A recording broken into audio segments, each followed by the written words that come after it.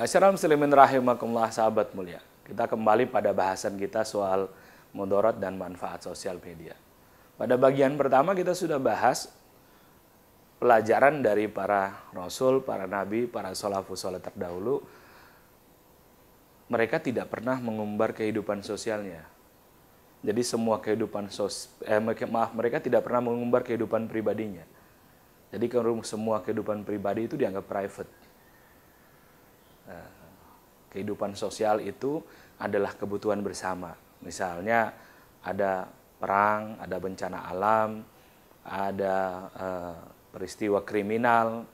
Tapi kalau kehidupan private itu kemudian menjadi hal yang tidak perlu diumbar.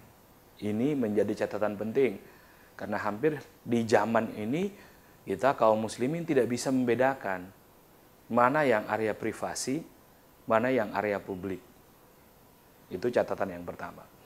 Catatan yang kedua adalah kita sebagai kaum muslimin, ini area sudah terbuka lebar, di mana hampir semua orang punya alat ini yang bisa melakukan rekaman, citizen journalism lah istilahnya apapun.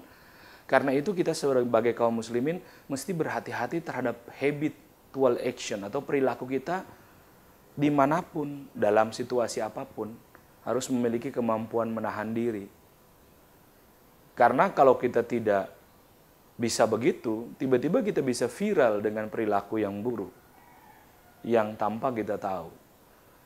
Itu merupakan satu sisi yang wajib kita waspadai. Tapi di sisi lain, rasanya kita juga perlu meletakkan rasa yang cermat bahwa memvideokan, merekam orang tanpa izin pada sebuah situasi itu juga merupakan bagian pelanggaran privasi sebenarnya. Nah, ini area yang dimana semua terbuka.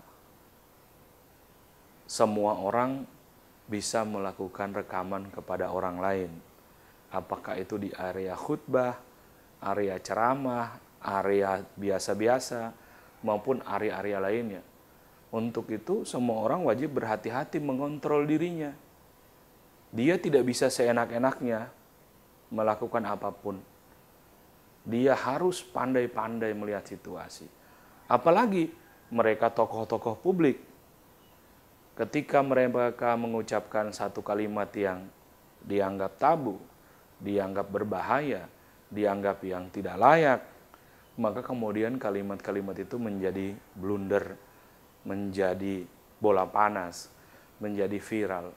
Maka pilihannya bagi kita kaum muslimin hari ini adalah mengontrol diri kita dalam setiap bagian sosial media. Apakah itu rekaman? Ya. Apakah itu membuat konten? Kalau bikin konten, sebelum kontennya keluar kita analisa dulu. Apakah diksi pilihan kata yang kita sajikan ini layak atau tidak?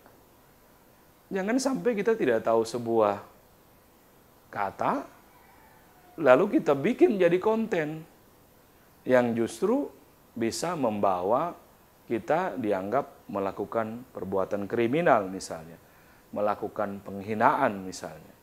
Padahal mungkin basic utamanya kita tidak memahami apa sebenarnya kata yang kita ucapkan, atau kita tidak melakukan kalkulasi ulang apa yang kita sampaikan. Ini situasi yang hari ini terjadi. Sehingga semua orang wajib memelihara dirinya. Dia wajib dengan kesadaran penuh mengawasi dan mengontrol setiap perilakunya di area-area publik. Kalau tidak, kecepatan rekaman ini kemudian menjadi viral. Lalu, daya viral yang hari ini terbentuk akan menjadi penghakiman yang kuat sebelum diputuskan sebagai dosa.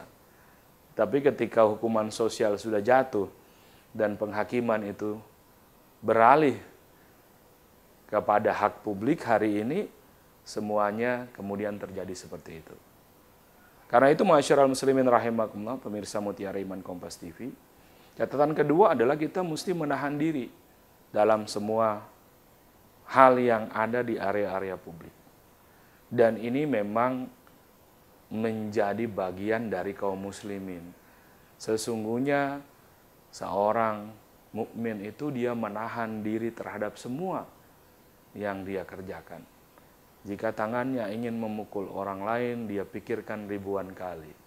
Jika mulutnya ingin mencela orang lain, dia pikirkan ribuan kali. Kenapa? Dia tahu Allah Subhanahu wa Ta'ala mengetahui apa yang dia lakukan.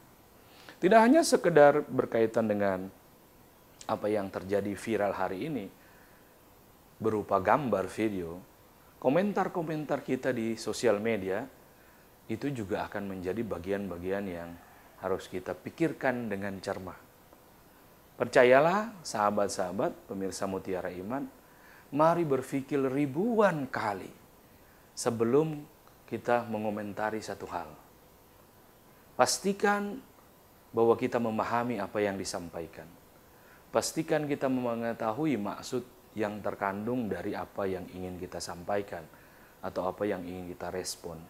Karena jangan sampai justru perdebatan-perdebatan di sosial media itu memicu keretakan-keretakan hubungan sosial. Maka dalam Islam, berdebat adalah sesuatu yang dihindari. Walaupun kita menang berdebat, tapi kata-kata kita akan melukai orang lain. Dan melukai hati orang lain tentu adalah bagian yang paling sulit disembuhkan. Itu adalah habit yang harus kita jaga atau kebiasaan yang harus kita jaga pada hari ini, di mana kehidupan sosial, terutama sosial media, menjadi bagian penting dari kehidupan manusia. Maka dengan dua catatan ini mesti kita tanya ulang, apakah kehidupan sosial kita itu berniat untuk mendapatkan keberkahan, ataukah sebenarnya kita hanya ingin berniat untuk memamerkan sesuatu, mengungkapkan sesuatu yang kita punyai, menyalurkan sifat narcissistic disorder kita, atau kecenderungan pamer yang luar biasa, dalam istilah anak-anak zaman now, pansos, ataukah memang kita ingin membagikan kebaikan. Itu menjadi catatan kita. Sahabat mulia, nanti bab ketiga kita akan kembali, kenapa para nabi, para salafus saleh dulu melarang privasi itu dikeluarkan berlebihan. Tentu ada mudaratnya. Jangan kemana-mana. Barakallahu fikum.